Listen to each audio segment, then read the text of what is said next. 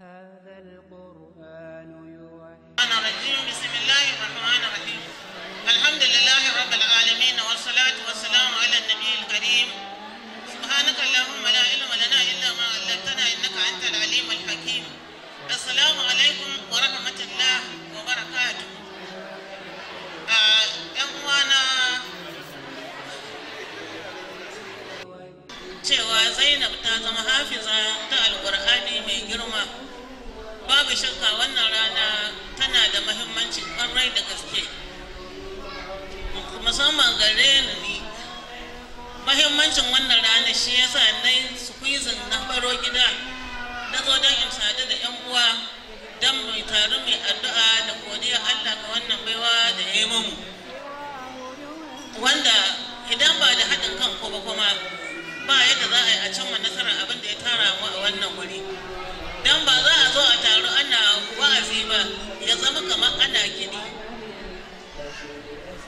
wa'azi so ake ganye shi shiga kunne kuma a ta yi amfani da shi to da fatar wa'anda hankalinsa yake nan tare mu tafi tare da fatan Allah ya ba mu ladai abin da muka game da shi kuma na sabanin haka ga sauran yan uwa waɗanda har yanzu ba su gane ba domin addu'a gaba ɗaya Allah ya shirya mu baki ɗaya. An ce yi magana akan alƙur'ani mai girma babu shakka alƙur'ani mai girma da an faɗi sunan shi don mai ji kunnen shi na ji ya san an yi babban magana. Shi dai alƙur'ani magana ce ta Allah subhanahu wa ta'ala kuma saukakkiya zuwa ga manzon tsira kuma cikamakin annabawa annabi Muhammadu sallallahu alaihi wa sallama sannan kuma alqur'ani kamar yadda malama ta yi bayani gaba baya shine wanda ake yin ibada da yin tilawar shi tabbas duk wani rubutu duk wani abun karantawa babu wani abun karantawa da ya kai kusa da kama kafa ta alkur'ani mai girma don magana ce madaukakiya kuma magana ce wadda take tana da fifiko magana ce wadda take tafi magana kowa a duniyar nan alkur'ani ne aka ce shi duk wata magana ko da hadisi ne ko da hadisul qudsi ne malamai sun kai sun komo sun sake cewa babu magana wadda ta kai kima ta alkur'ani mai girma saboda ita wannan magana ce wadda bawa ke yin ta tare da ubangijin shi sanda duk kake karanta alkur'ani a cikin sallah ko a wajen sallah kana ganawa ne da ubangijin ka yana gaya maka yadda za ka yi rayuwa tare da duk wanda Allah ya haɗa ka da shi da kai taka rayuwa ta kanka kuma sannan shi kadai ne ake karanta shi a samu lada kamar yadda mai bayani ta gabata shi alkur'ani banna bata zo kafin shi ba kuma bata biyo bayan shi ba duk wani rubutu da za a yi da wata magana da za a yi wani na iya yin sisa ya saka son zuciyar shi ya canza wani abu kuma har ya kai ga biyan bukatar shi amma banda alqur'ani Allah ya kare shi ba zai samu ɓanna ba gaban shi kuma ba zai samu ɓanna bayan shi ba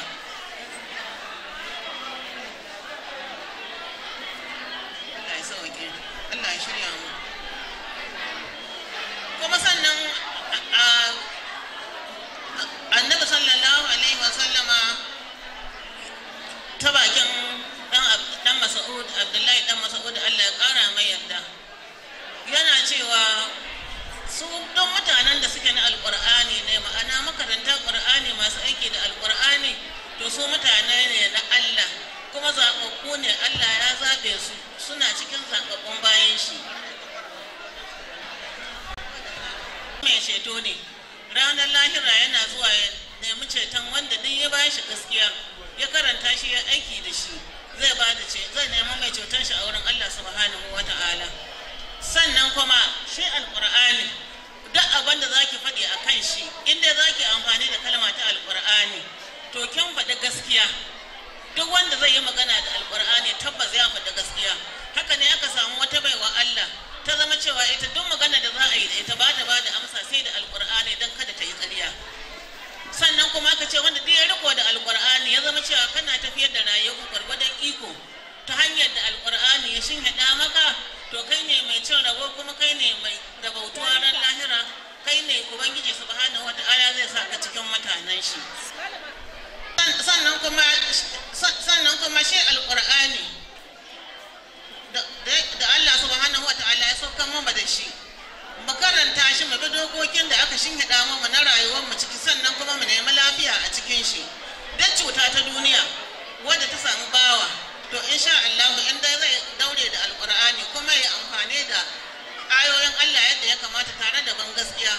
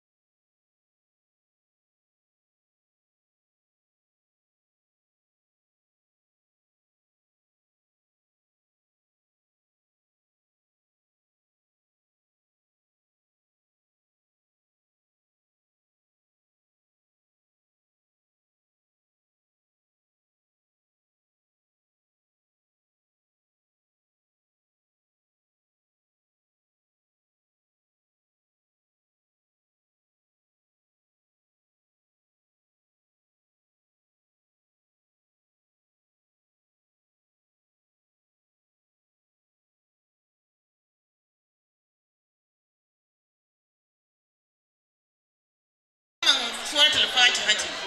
Akwai wata baiwa Allah wadda wannan mata sababi gare ta kaman wuta, amma a cikin yardar Allah da lokacin da aka ce ta ci gaba da karanta fatiha kafa bakwai ta nemi ta shan panadol, sai ga matan nan lahiya har ta sa an maida ta ana ganin kaman mata zama sakarai.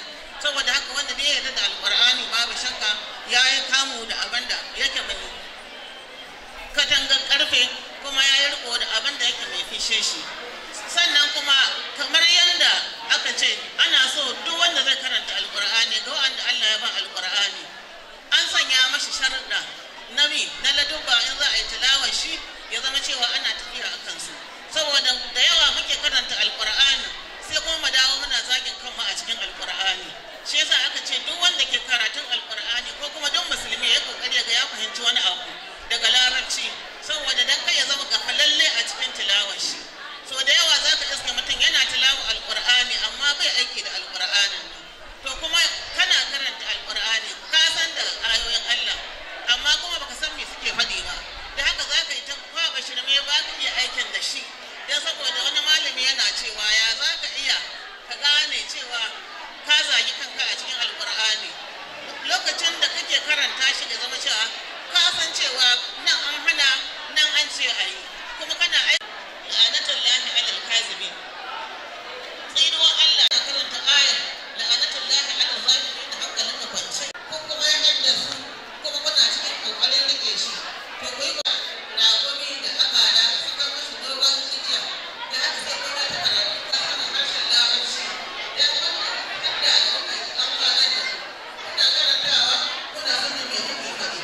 Ana cewa wanda zai yi karatu haka ne suna wani wuri za ki ga mutum da alqur'ani can kuma ba da an buɗe TV ana yi ana waka hankali shi na sanya jini a ɗaya can hankali shi na alqur'ani da abin da aka yi karambani sai ya koma baki. Wannan ba ɗabi'a ce ta mai karatun kuma aka ce mai karatun alqur'ani ana so ya karatun ya ɗauki karatu kamar yadda da yawa in za ki gani in za ku yi alwala, kuma babban abin da ke cutar da mu mafi yawa har da rashin sanin abin da muke faɗi kullum ba su jin jin larabci.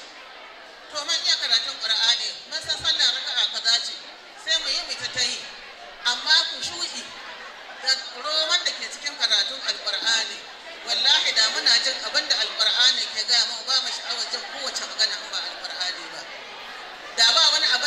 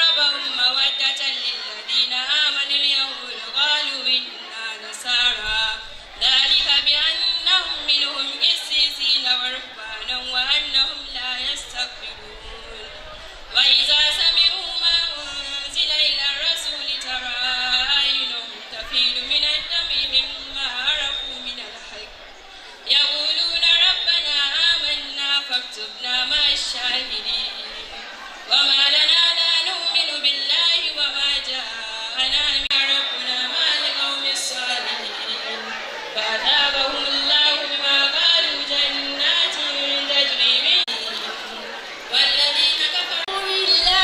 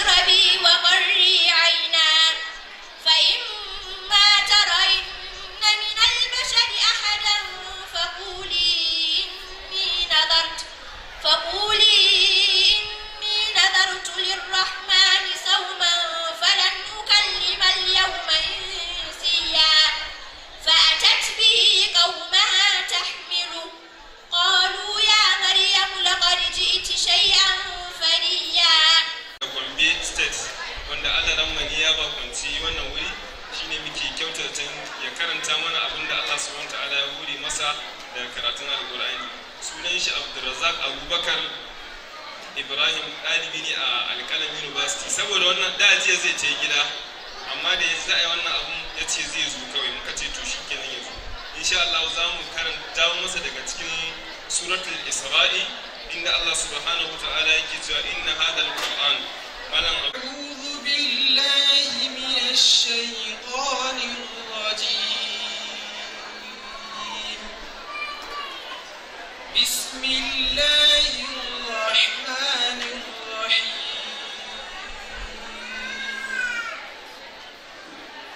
Inna hadal Qur'an yahdi lillati hiya aqwam wa yubashshiru al-mu'minina alladhina ya'maluna as-salihat wa yubashshiru al-mu'minina alladhina ya'maluna as-salihat anna lahum ajran kabira wa anna alladhina la yu'minuna bil akhirati a'tadna lahum 'adaban alima wa yad'u al-insanu bish-sharri du'a'ahu bil khayr wa kana al-insanu 'ajula وجعلنا الليل والنهار آيتين فمحونا آية الليل وجعلنا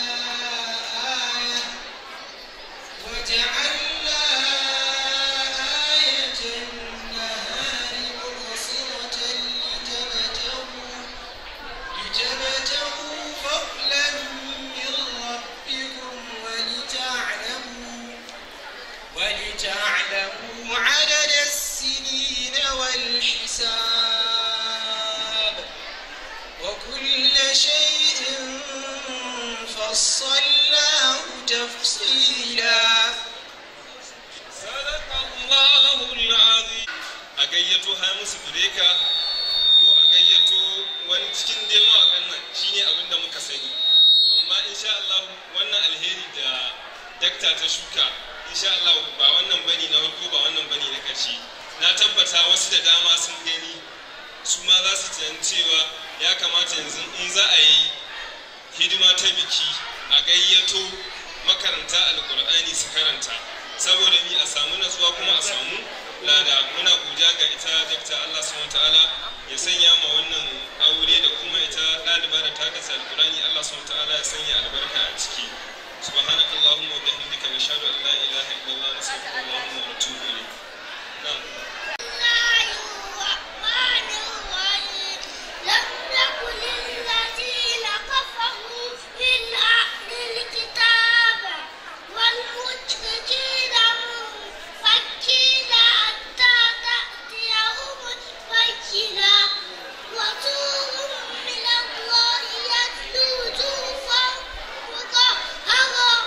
فيها كتب قيمة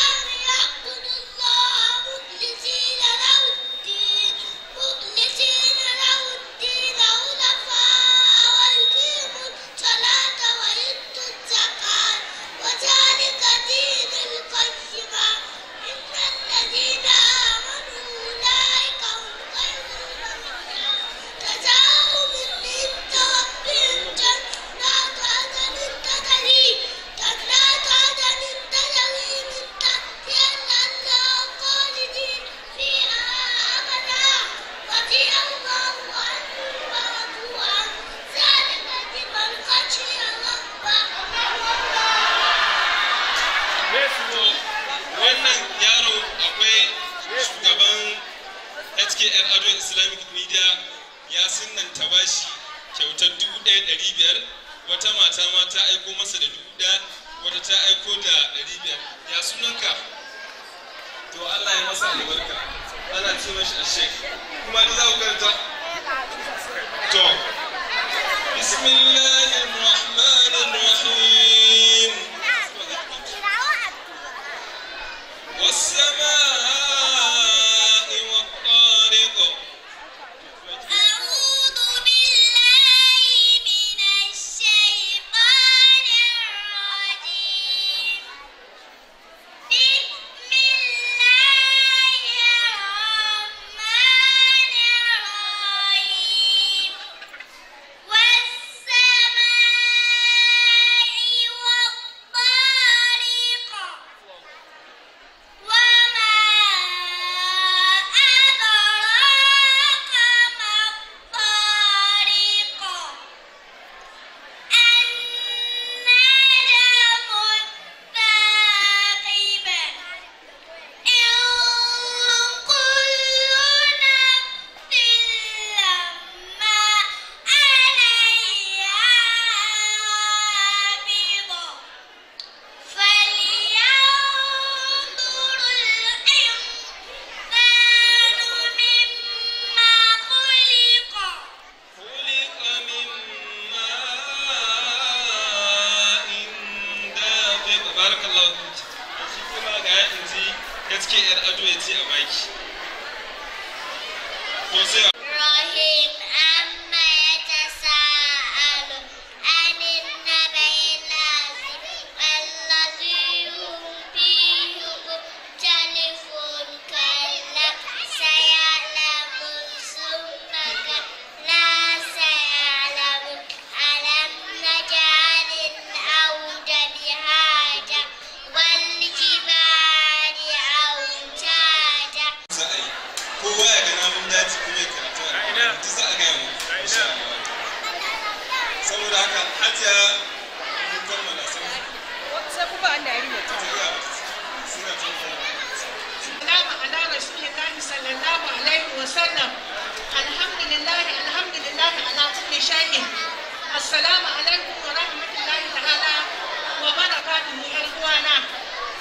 Da farko muna ƙara gode ma Allah subhanahu wa ta'ala da ya haɗa mu a wannan wuri, kuma in ce da farko da haka mun gode kwarai malama Hawa hanya da tafi da kika yi da kuma faɗakarwa da kika yi a madadin iyalan gidan Hassan Mashi. A halin yanzu zan kira Hajiya Maryam Hassan Mashi tana kusa domin ba da kyaututtuka ga wannan hafizan ya tamu wato Zainab. Zainab bismillah. Hajiya Maryam Hassan Mashi tana kusa.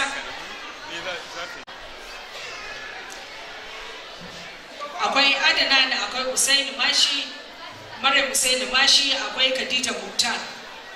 Maryam Hassan Mashi tana kusa ga yanta ta fito tana jiranta.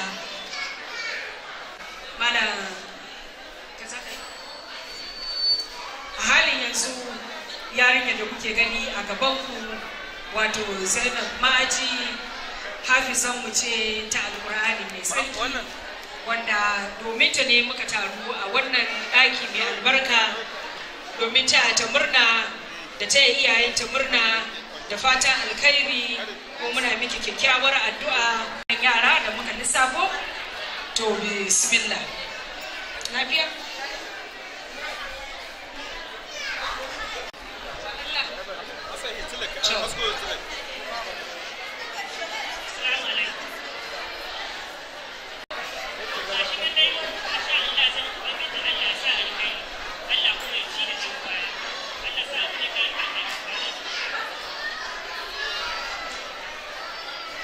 alhamdulillah.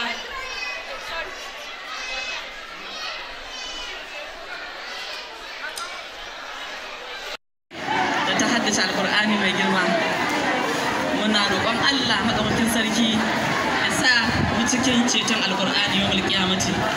Allah sa ya amfane mu duniya da lahira. Muna kuma murna da zuwa biyan mu zuwa gida. Allah ya sa alkhairi cikin wannan aure. Allah ya sa albarka cikin sa. Allah ya ba su zuriya ɗayi ba. Yan uwa da abokan suka halarci wannan taro Allah ubangiji ya saka musu da alkhairi, Allah sa kowa ya koma gida lafiya, Allah ya sa mu cikin ceton alqur'ani gaba ɗaya mu yawmal qiyamah. يشرح صدره للإسلام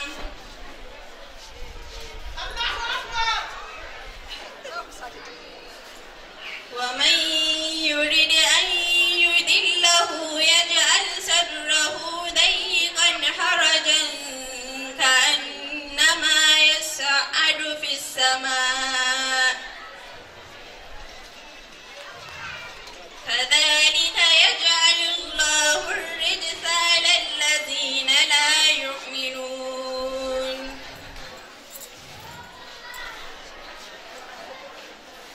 وهذا صراط ربك مستقيما